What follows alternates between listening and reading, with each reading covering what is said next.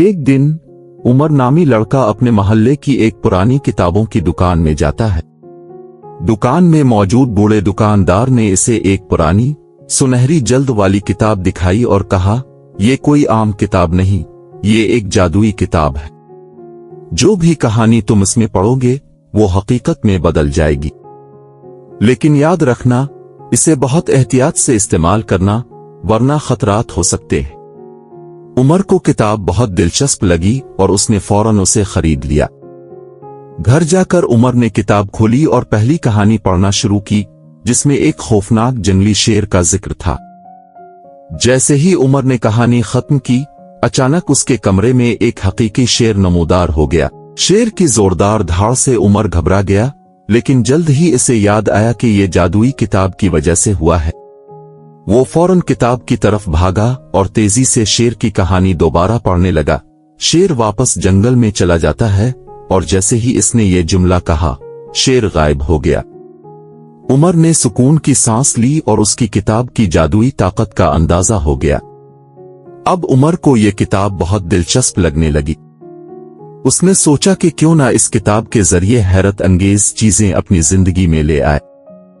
چنانچہ اس نے اگلی کہانی پڑھی، جس میں ایک الفاڑنے والے قالین کا ذکر تھا اور پل بھر میں ایک رنگین قالین اس کے سامنے آ گیا۔ عمر نے قالین پر بیٹھ کر پورے شہر کی سیر کی اور خوب لطف اٹھایا۔ پھر ایک دن عمر نے ایک اور کہانی پڑھی، جس میں سونے کے سکوں کی بارش کا ذکر تھا۔ جیسے ہی اس نے کہانی ختم کی، اس کے کمرے میں سونے کے سکے گرنے لگے۔ عمر کے لیے یہ سب خواب جیسا تھا، لیکن جلد ہی وہ لاپرواہ ہونے لگا۔ ایک دن عمر نے ایک پراسرار کہانی کھولی، جس میں ایک بڑے طوفان کا ذکر تھا۔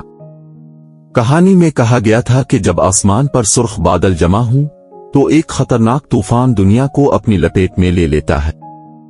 جیسے ہی عمر نے کہانی ختم کی، آسمان پر سرخ بادل نمودار ہونے لگے اور ایک زوردار طوفان پورے شہر پر چھا گیا۔ درخت اکھڑنے لگے، گھروں کی چھتیں اڑنے لگیں اور پانی ہر طرف بہنے لگا۔ عمر کو فوراً اپنی غلطی کا احساس ہوا۔ اس نے بوڑھے دکاندار کی بات یاد کی کہ کتاب کا استعمال بہت احتیاط سے کرنا ہوگا۔ وہ جلدی سے کتاب کی طرف لپکا اور اس میں ایک اور کہانی تلاش کرنے لگا، جس سے وہ اس طوفان کو روک سکے۔ کافی تلاش کے بعد اسے ایک کہانی ملی، جس کا عنوان تھا قدیم محافظ کی روشنی۔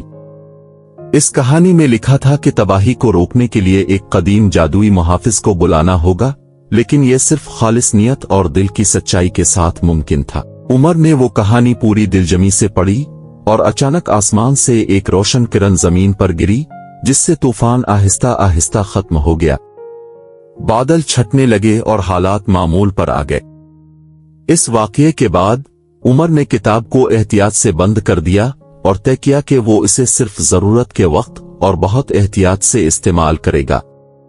اسے اس دن یہ سبق ملا کہ طاقت کے ساتھ ذمہ داری بھی آتی ہے اور اسے ہمیشہ سمجھداری کے ساتھ استعمال کرنا چاہیے۔